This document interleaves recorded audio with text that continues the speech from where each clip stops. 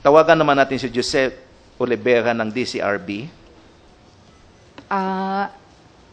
Yung itatanong ko po kay Chairperson Loretta Ann Rosales. Ma'am, gusto ko lang itanong sa inyo, kung halimbawa po hindi naman nagreklamo sa inyo, may mga issue na tungkol, katulad noong mga buntis na sinasabing pinapadala sa ibang bansa at para ipaampon yung kanilang mga bata. Ginagawan po ba natin yan ng aksyon? Yan kabahagi ng aming mandato, no? Because we are known as a gender ombud thanks to Magna Carta of Women. Yung batas natin na naipasa ng Kongreso, ginawa ang CHR Gender Ombud.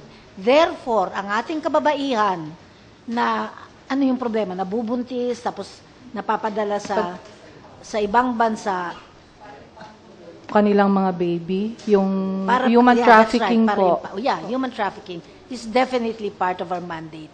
Ngayon, dahil mula nung pumasok ako, 1-year-old na ako ngayon September 1, 1-year-old na ako sa CHR. Ang ginagawa namin, kumukuha ako ng datos to start the database on human trafficking. And I can get that from all the different regions. But you know what, no? If media, I was just talking to Attorney Fabia tungkol dito if media can helping in this monitoring of this, makakatulong ito. So that when we set the machinery, magkakasama tayong lahat, no, in doing this monitoring thing. But that's part of our responsibility. And kasama yan doon sa mandato namin na asikasuhin ito at tulungan ang ating mga kababayan na human traffic, no? Because that's a basic problem ng Pilipinas. Thank you, ma'am. Isang tanong na lang po. Either kay General Iscueta or ano. Doon po sa mga may kaso ng mga pulis natin, yung mga police officials na kinasuhan po ng ibang mga police women for rape and sexual harassment. Ano po yung agarang aksyon na ginagawa dito sa mga ganitong police officials? Either sa kanila. Sir Cruz.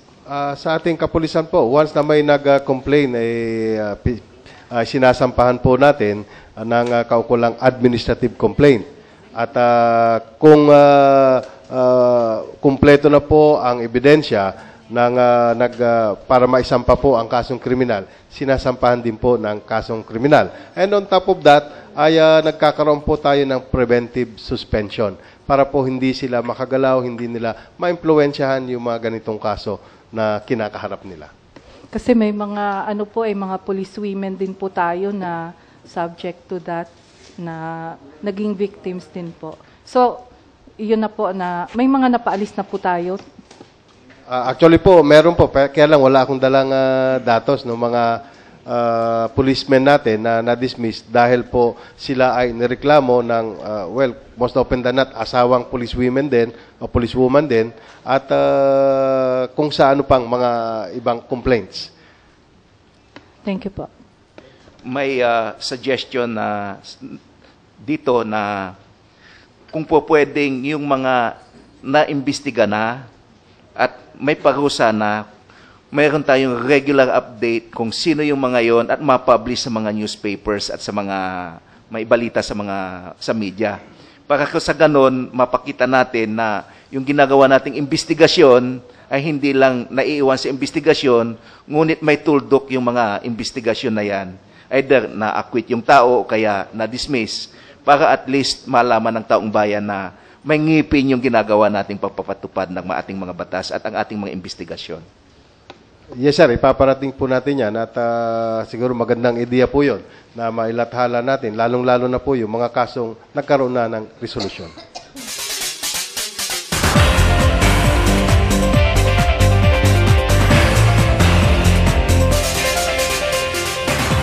Ngayon naman si Lisa Flores.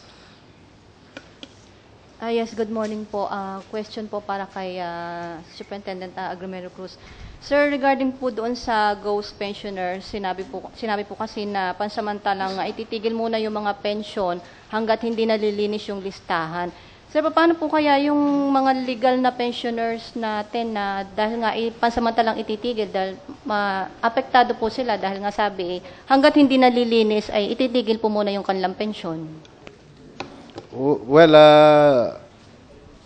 nagbigay po ng utos ang ating Chief PNP na magkaroon po ng technical working group para po hindi maging mahaba yung pagtitigil ng pension dahil po kawawa naman po yung napakaraming pensioners natin pagkahaba-haba po ng pila parati doon sa Campo Crame. Totoo po yun, ang kautusan na lamang para po maging mabilis ang paglilinis ay isang technical working group composed of yung ating mga miyembro ng finance, ng ating controller, ng personnel, at ng iba pang mga ahensya ng gobyerno na maaring tumingin po at para masigurong wala pong gagalawin ng mga ebidensya o dokumento sa pag-aaral po o pag-aalis, paglilinis nitong listahan ng mga retirees. Sir, makakapagbigay po kaya kayo ng kung hanggang gaano katagal po kaya bago po yung sinasabi ng malinis yung listahan? Sa lalong madaling panahon, magbibigay kami ng date dahil po kahapon lamang po binigay yung kautusan patungkol po dito. One question na lang po kay Ma'am Rosales po. Regarding naman po doon sa sa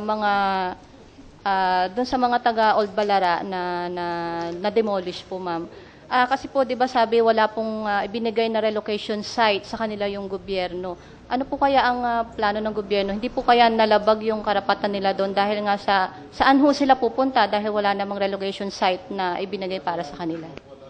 Tama yun. Nalabag ang karapatang pantao ng ating mga residente sa Old Balara nung dinemolish yung 300 houses, right? Mga 300 houses. Tapos tumigil lang kasi umulan. Ngayon, may problema ang batas natin.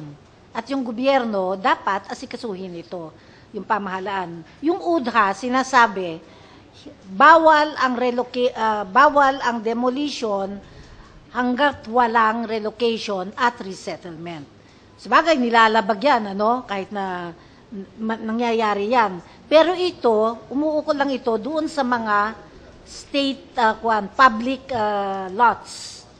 So, responsibilidad ng gobyerno, ng NHA in particular, na maghanap ng lugar at relocation para dun sa mga nililipat for several reasons, mapanganib, ang lugar, etc., etc. Pero pag pinansin ninyo ang nangyayari sa Metro Manila, mga private lots ito eh. So, necessarily, legally speaking, pag sinabi ng pag nakakuha ng order ang sheriff from the court na i-demolish yun, tapos i-issue ng sheriff, walang pake. I-demolish nila. But because it's private, the NHA is not mandated to look for relocation and resettlement for the poor residents. Kasi private ito. So, depende na lang kung mabait yung private owner na magbibigay ng pera o di kaya kung yung local government magbibigay ng lugar. Normally, dapat yung local government ang magbigay ng lugar dito. Our position, we're coming out with guidelines. May draft guidelines na kami na pinaiikot. Mga ganyang klaseng usapin, hindi dapat dinidemolish. Hanggat walang settlement area na malinaw at makatao ang pamamaraan ng paglipat, dapat hindi dinodemolish sapagkat ito labag na labag sa karapatang pantao ng mga residente.